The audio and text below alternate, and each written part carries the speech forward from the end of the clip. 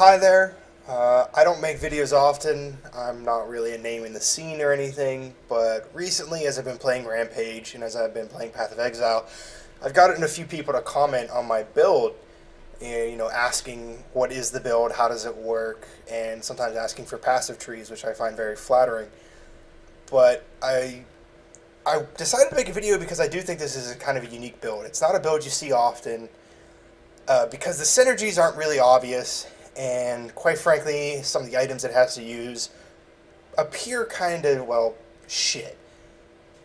But it's a very strong build. I've been having a great time with it. I've been able to solo pretty much any map, and I decided, I think I'll show this off and see what people think, and maybe someone else will decide to pick up this build and go farther with it, because I quite frankly can't play that much.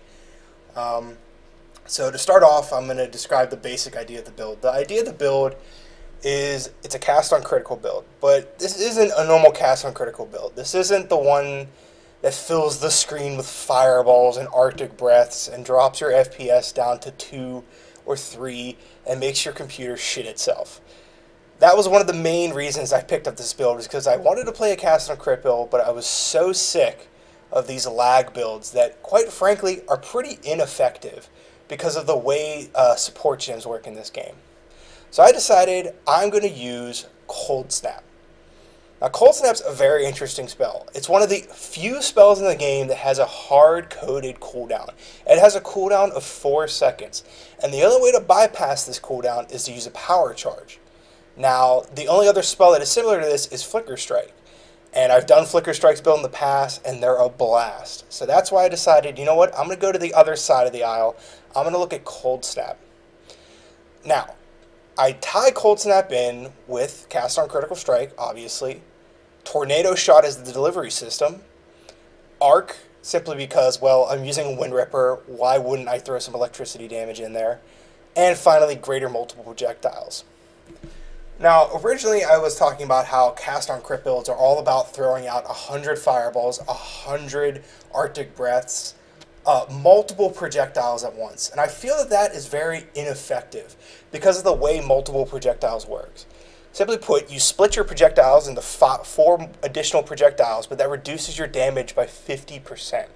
You'll notice in this build that the 2 support spells are Cold Snap and Arc. Neither of these spells are affected by greater multiple projectiles, which means whenever I hit a crit and whenever cast on crit comes into effect, those spells are thrown out at their full potential damage. Now, you can enhance Arc by throwing in a Chain, but obviously I don't want to do that because Chain has the same effect. Chain reduces damage by giving more chains to the spell. So what you'll notice after I describe the build and do some maps is that it's very lag friendly. You're going to be able to go into parties, and while it will cause some lag, I'm not going to say it's lag free, but it's far more friendly than a Fireball, Arctic Breath, Ball Lightning type of build. And quite frankly, I believe it's far, far more effective. So now that I've shown the main skill and how it's linked up, I'm going to jump into the passive tree and show you how I started this off. Now, as you see, I started as a Scion. Now, I believe it's possible that starting as a Shadow would potentially be better, but there's some nuances about the Scion area that I believe makes it much easier to start a character as a Scion for this build and gives it a lot of strength. So to start, I start with a Scion, I go towards Dexterity, and I start grabbing spell damage. Originally, I grabbed attack speed, but I found that attack speed really isn't needed for this build. It's all about boosting damage and boosting critical rate. So you'll see, grab spell damage, grab a Harrier, a nice little passive, provides attack speed, provides movement speed. Pretty much it's there to start getting you towards the good stuff. As we go down, I want to show this area right here. This area right here is perhaps, I believe, the single greatest area on the Path of Exile passive tree, simply because of these 2 sections of nodes. You have life and life on kill, and down here you have mana and mana on kill. These 6 passives right here make sure that you have absolutely no issues leveling up, that the early to mid game are easy. You will never run out of mana, and quite frankly, it will be incredibly hard to kill you as you use life gain on hit, or life gain on kill, and mana on kill. And that extends into the end game because you also get 4% life and a 6% life node, and a 4% mana and a 6% or an 8% mana node. Now, I believe this is a very recent addition. I don't remember seeing these nodes in Ambush, so this was one of the deciding factors in making me choose the Scion as the base of this build. Now, as you see over here, we get some critical chance, and we start shooting over here. And I kind of advocate for in the early and mid game to go top, to start getting the damage, to start getting the more life, more critical effect.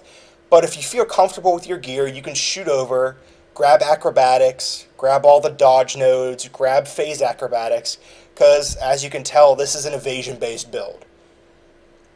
Now down here we have another node of evasion, and as we go down south, we have more evasion, some elemental resist, more critical chance. Obviously we get Ondar's Guile, because again this is an evasion and dodge based build.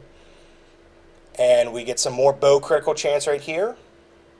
Jump over, grab a little bit of health, because we do want some health. I'll emphasize now that I get to this part, you're not going to have a lot of health. This is a glass cannon build. This is focused on offense. This takes the idea that the greatest defense is a good offense to the extreme. And it's not just because you're going to pump out a lot of damage. I'm going to show you later that your offensive capabilities and how they tie into staying alive is not just damage. You're not just trying to kill things, and I'll describe that later, because it's probably one of the funnest parts of the build. Now finally, we get a little more accuracy and elemental resistance, because we do need accuracy, and a great node, a great bundle of nodes right here. We have bow crit chance, bow damage, and finally King of the Hill. King of the Hill is fantastic. 80% crit chance increase, and knock back enemies if you critical strike with a bow. First off, you're going to be critting with your bow all the time. That means there's some enemies out there that will never touch you simply because you're knocking them back constantly.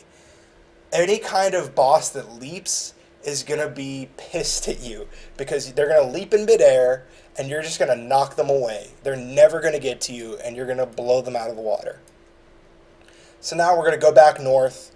Now this is where you start to see a lot more crit chance. Obviously we have assassination, and this is an odd choice, cold-hearted calculation. It really doesn't do much for you. Pretty much the only thing it does do for you is the 12% spell damage, but it's the bridge to the north part of the tree. But we jump over here, we start getting some cold damage, trickery, more elemental damage, more crit chance, get some more life. And right here, this is where I'm going to show you the secret of the build, essentially. With freeze, you get 12% cold damage, but the big thing here is the 5% chance to freeze. Now I'm going to jump out of the passive tree real quick, and I'm going to go back to Cold Snap. And as you can see, Cold Snap has a built-in 30% chance to freeze enemies. Now in Path of Exile, the way status elemental effects happen, such as freeze, ignite, and shock, is that you have to crit an enemy. But Cold Snap and Arc both state that they have a chance to shock and freeze the enemy respectively. That means regardless of if you crit or not, you have a chance to freeze the enemy. And with Cold Snap and with certain items and certain passes within the tree, you're going to be freezing everything. You're going to be freezing bosses, you're going to be freezing rogue exiles, you're going to be freezing Dominus, you're going to be freezing Piety. So far, I have not run into a single mob that I cannot freeze. Now, I haven't done Arteezy yet, so I might not be able to freeze her, but I don't think this is a build that you go in against her. Anyways, let's jump back to the passive tree. Now, as I said, we start jumping north, but first we split off, we got power charges, because power charges are a very important part of the build. Power charges are kind of the entire foundation of the build, because without power charges, the build doesn't work. Now, we start jumping north, we grab a bunch of intelligence, and it might feel like all this intelligence is a little wasted, like we're kind of taking a very long trip for very little benefit, but intelligence is actually very needed. Your two main spells are Cold Snap and Arc, both of them intelligence skills. So you're going to need intelligence to be able to run your gear. You're going to need intelligence to be able to run the gems. I'm going to jump out real quick to show you. Cold Snap at level 20 requires 151 intelligence. Arc at level 20 requires 151 intelligence. So you're going to need a minimum of 151 intelligence, and I have 186, and it adds some mana, so it's not bad to have intelligence. Intelligence, that's good. Now jumping back to the passive tree for a few more seconds, we come north, we grab another power charge node, we grab the increased spell damage per power charge, and finally we grab the last part of the tree. Quite frankly, once you get to this area, you're going to be around level 80, 84, around level 80. This is where the build's going to finally, come together, and you're going to be able to do a lot. We get a bunch of cold damage. We get Heart of Ice, 25% cold damage with cold penetration. And as I'm leveling up, I'm starting to put more points into the utility part, more freeze chance. With 3 more passive points, I'm going to have another 10% freeze chance and more cold damage, more freeze duration, just emphasizing the real strengths of the build. So that's the passive tree. I'm currently level 84 right now, and as you can see, you're kind of spread thin. You go from the top to the bottom, but I believe it's worth it. So jumping out of the passive tree, I'm going to show off the gear a little bit. As you can see, I have a Wind Ripper. It's a great bow. I will say right now, you do not need a Wind Ripper for this build to work. For the vast majority of my time, I have been using a shitty 6-link decimation bow that I bought for 2 exalts, and it did perfectly fine. Wind Ripper adds the convenience of attack speed, and obviously the nice little benefit of quantity and rarity. But you do not need a Wind Ripper, although I've been finding Wind Rippers are getting much more affordable. They're around 10 to 12 exalts. You'll see them listed for 17. Those people are crazy. They're never going to sell for that much unless they're a perfect 6-link Wind Ripper, and then those sell for 40 exalts. So anyways, my main bow is a Wind Ripper. As you can see, my helmet is a Rat's Nest. Adds attack speed, adds crit chance. This is probably the only unique that I will not say is mandatory, but it's great. It's a great unique to have. Again, goes for maybe 1 exalt. This is a corrupted quiver. It's not Asphyxia's Wrath. I mostly bought it because I wanted the accuracy rating, I wanted the attack speed, and I wanted the max life. You might be asking, why don't I have a crit-based quiver?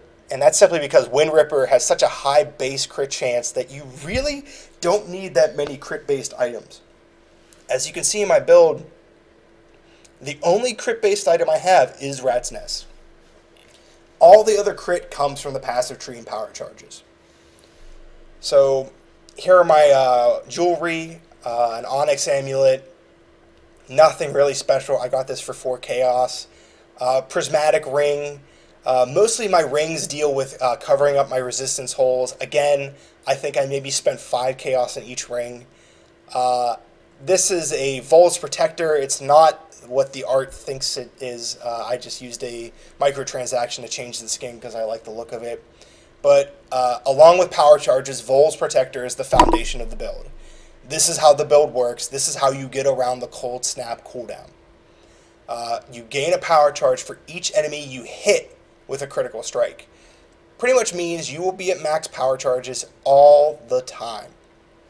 Now, the unfortunate side effect is that you have to use Vol's Protector. As you can see, Vol's Protector is kind of terrible. It doesn't have any stats.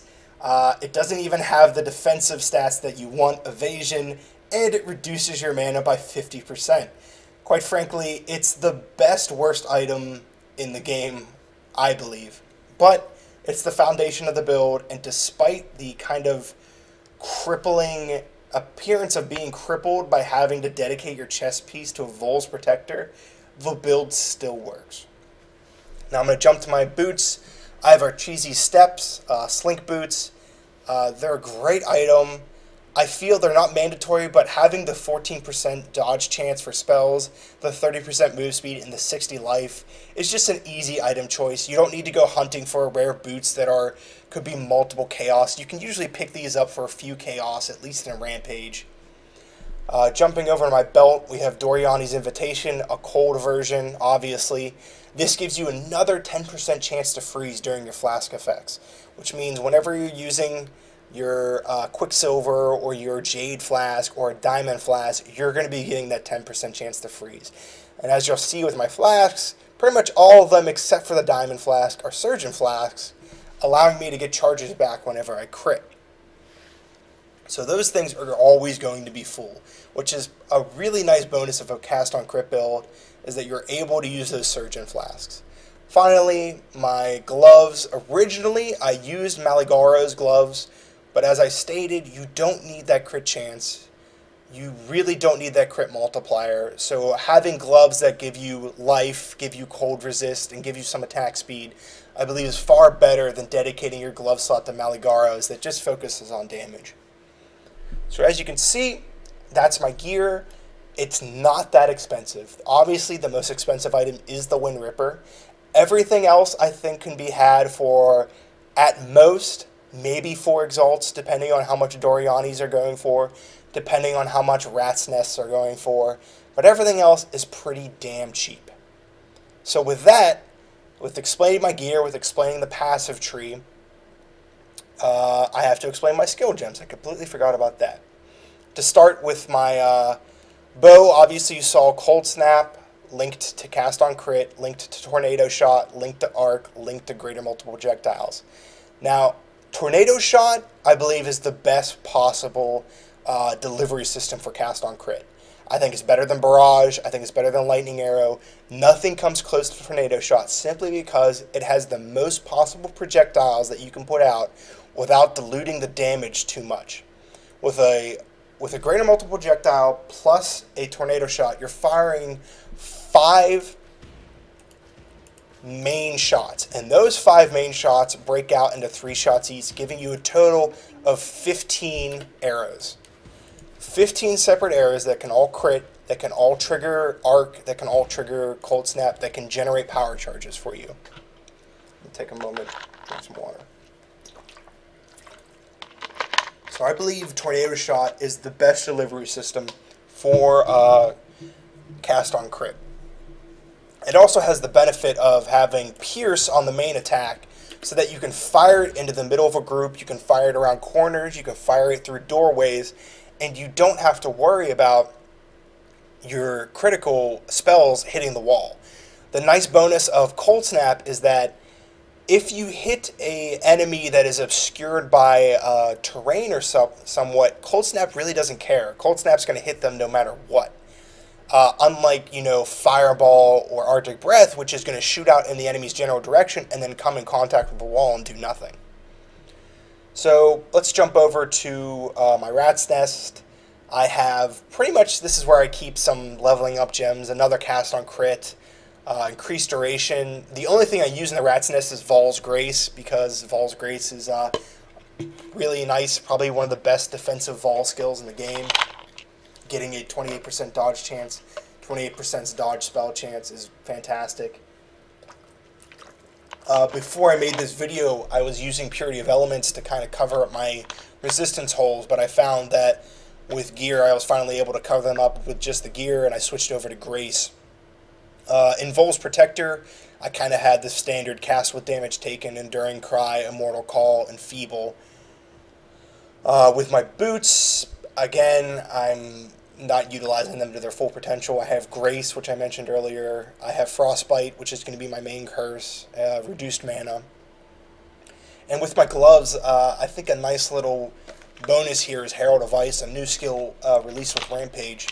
And what Herald of Ice does is it adds cold damage to your spells and attacks, but at the same time, if you kill an enemy and shatter them, they do a mini AoE to all the enemies around them. And what you can do with Herald of Ice is you can link it with things such as Item Rarity and Culling Strike, so that if you fire this into a pack of smaller enemies, the explosions from them shattering can cause a lot of damage and, you know, maybe get you some rares. But Herald of Ice is just a nice little spell. I don't believe it's as good as Herald of Ash. In fact, I think it kind of needs a buff because it really doesn't do that much. But it's a nice little bonus. It's 25% mana to just throw some extra damage onto all your attacks and all your spells. Because again, it applies to spells, which is nice. You know, adding more cold damage to your spell, adding more cold damage to arc. Great. So that's all my skill gems and all my skill combinations. My weapon switch is just leveling up gems, nothing special. Down here, again, you can see Tornado Shot, Vol Grace, Herald of Ice. You can see Cold Snap and Arc right now, and you look at them and you think, wow, that's not a lot of damage. You know, 2,209, 1,024. That's, you know, that's nothing. What is that? How is that actually going to do anything? But you're going to see. And finally, before I jump into this map I rolled up, if you ever get a 6-link Wind Ripper, which I'm trying to do right now, or any kind of 6-link bow, you're going to probably want to throw in Concentrated Effect to boost Cold Snap. I wouldn't throw another spell in there. I believe Arc and Cold Snap are all you need, and Concentrated Effect reduces the area of effect by only 30%, but increases the damage by 68% more. That's a massive boost to damage, and you're going to be just killing everything. You're going to be killing bosses in no time with that kind of setup. And then right here you'll see I have a level 1 Barrage. I should note that both Tornado Shot and Barrage are level 1. There is no reason to level them up. You want to keep their mana cost low. The only thing leveling them up does increase their mana cost. The damage that you get from leveling them up is negligible. But Barrage here, I have this mostly for Dominus runs, mostly for bosses that I feel I need to focus 100% of damage on. Because as you can see, with Greater Multiple Projectile, it fires off 8 shots at once. And what that does is whenever you crit and whenever you cast on crit, that focuses more the damage into the target you're facing. Whereas obviously with Tornado Shot, you kind of have to aim it properly against a boss such as Dominus if you want to really do maximum amount of damage. So with all that said, here's a map I rolled up, a level 74 map, you know, kind of a high level map, something you don't want to waste. The mods, not that scary, you know, Shocking Ground, Monster Life, but really what I want to show is the 2 Rogue Exiles. I want to show you how easily this thing handles Rogue Exiles and bosses and rare mobs. I will note that there's one thing you won't see on here, and that's Elemental Reflect. Elemental Reflect is death. This build does not want to see Elemental Reflect. It is not a good time. That's not to say that you are screwed against Elemental Reflect. I have faced Elemental Reflect mobs in the past, and I've been able to kill them, but you have to be very careful. And I would not advocate doing Elemental Reflect maps. I believe it's possible if you had a Sapphire Flask and a Purity of Ice set up, but if you don't, and I feel the effort you have to go through to set that all up is more than you need, I would not recommend doing Elemental Reflect maps. So with that said, let's throw this in the map generator and let's do some work.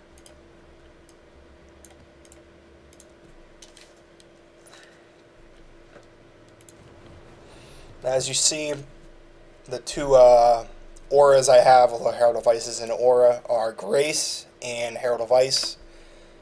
My defenses right now, I have a 40% chance to dodge attacks, 44% chance to dodge spells, and a 46% chance to evade attacks. And obviously Ondar's Guile doubles the evade chance against projectiles, meaning you're pretty much immune from projectiles. All my resistances are capped, obviously except for Chaos resistance. Although I've noticed that I generally don't have any trouble with Chaos-based damage, so not too much to worry about there.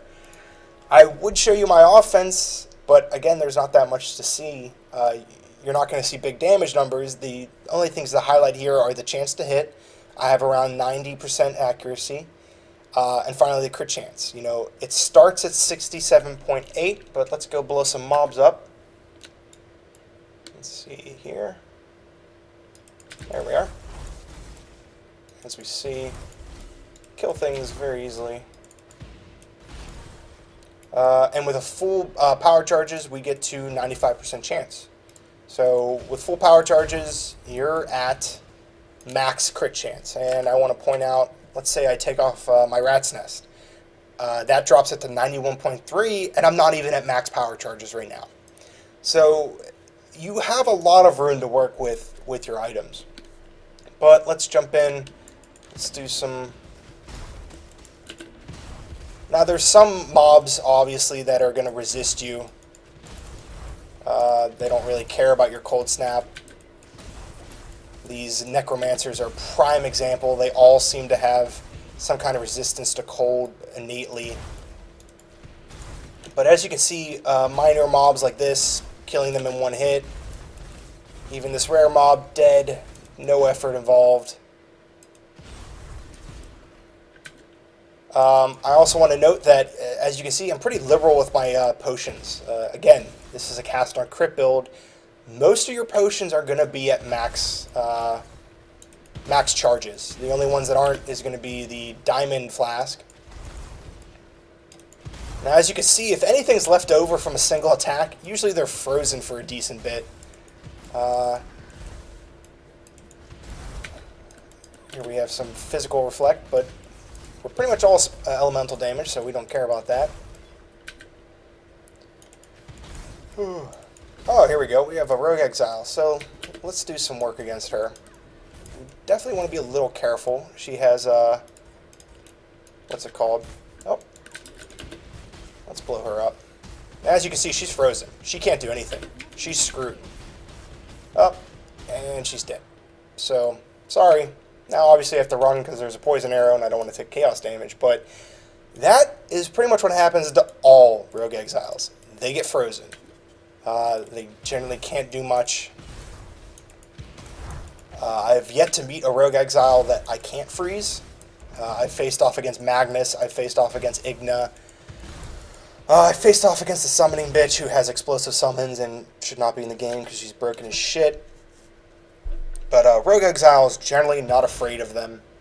Actually, there is one Rogue Exile I am afraid of. I don't know what his name is. He summons the totems that spam ethereal knives, and he's not fun to fight against. But again, as you can see, I either kill everything with one hit, or drop it down to 10% HP and freeze it. Now, rare mobs take 2 hits, so not a lot of effort being expended there. Ah, okay, great. Another example. We have an elemental reflect mob up ahead. As you can see, I'm firing shots carefully, and I am taking damage. I'm not dying instantly, but it hurts. If he was surrounded by a pack, I would not be able to kill him fully. But since he's just by himself, he's going to die just like the rest. So let's run around. I want to find a boss. Oh, what was that? That was scary. Oh, Magnus. Okay. I might actually die against him, but hey, that's going to happen. But you saw there how I took a big chunk of damage, and that shows you the benefits and kind of the detriment of evasion-based builds. A lot of times I will get chunked for a lot of damage, but I don't let it worry me because of the nature of how evasion works in this game, where... from what I understand, and I might be 100% wrong about this, but the way evasion works in this game is if you get hit or if you don't get hit, that slightly increases the chances to get hit or to not get hit for subsequent attacks. So if I get hit for, 70% of my HP, I don't really freak out because I know, well, the mechanics of the system are in my favor. It's possible I could get hit again and possibly die, but it's also likely that I won't get hit again, giving me time to use my potions, giving me time to essentially sit there and continue to attack and try and freeze them. A lot of the offensive power is in freezing. So let's go find Magnus and see if I can freeze him to death.